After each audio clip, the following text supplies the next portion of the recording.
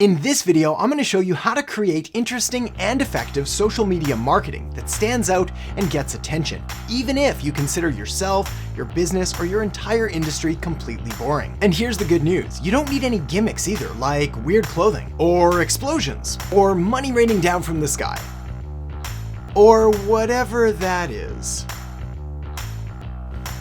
But if you want to find a way to stand out from the crowd, get noticed, and be heard above the noise, then you need to find a way to get attention, keep attention, and then turn that attention into paying customers to grow your business. So let's get to it.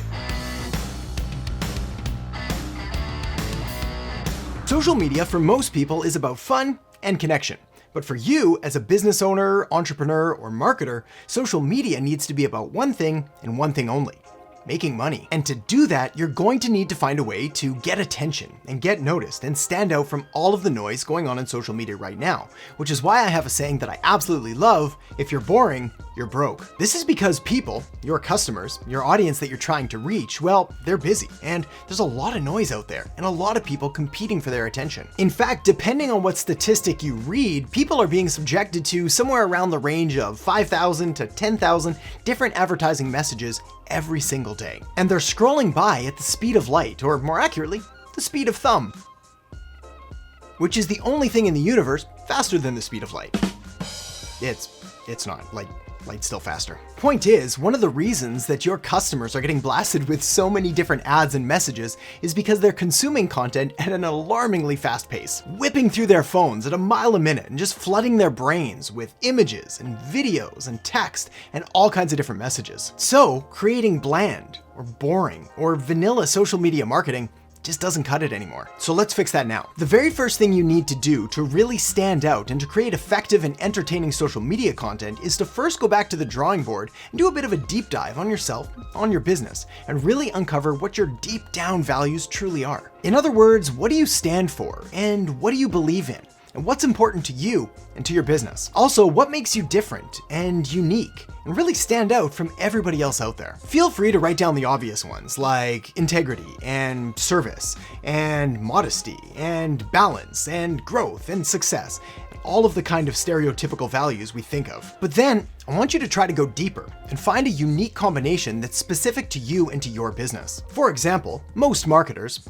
not all, but most, probably share my view that marketing has an obligation to be ethical and honest with the customer. But one of my values, and one that's different than a lot of other marketers, is that I also believe that marketing has an obligation to be honest and ethical with the business itself. What this means is that we don't only have an obligation to be ethical and honest in the messages that we're saying to the customer, but that we're being ethical and honest to ourselves and to our business by only creating strategic and proven and trackable marketing that's accountable and that positively delivers a return on investment. In other words, any marketing campaign that goes out there and tries to build likes or comments or shares or general brand awareness with no real strategy to turn that into profits, well, I got a bit of a problem with, and it's personal.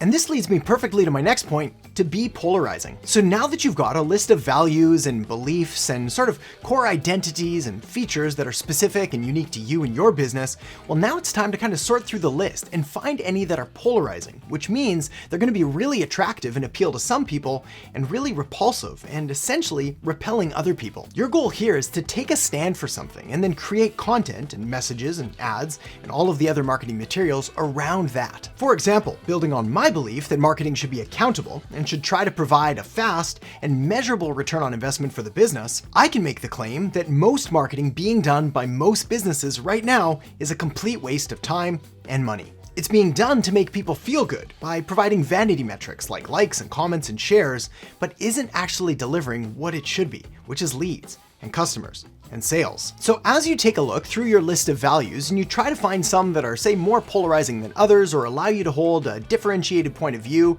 or kind of a unique perspective, well, don't be afraid to also leverage the 120% rule. The 120% rule is incredibly effective, especially if you're brand new to the world of being kind of polarizing. After all, if you have any people-pleasing tendencies, this one is a bit of a trick to get over. Well, what the 120% rule allows you to do is essentially double down on one of your core beliefs, something you feel really strongly about, and then kind of just ratchet it up a bit to about 120%. So be yourself, be authentic, and have your view, just make them a little bit stronger. By doing this, and by taking more of a stronger stand, you're going to attract more people who share this, more people that you probably want to work with, and start to repel and kind of reject those that don't share that view that you probably don't want to work with. And that's what being polarizing is all about. Not just marketing to everyone, but marketing specifically to the right people and connecting with them. Marketing to the right people is one of the easiest and fastest ways to make all of your social media marketing content that much more interesting and that much more effective. This is because if you've picked your target market right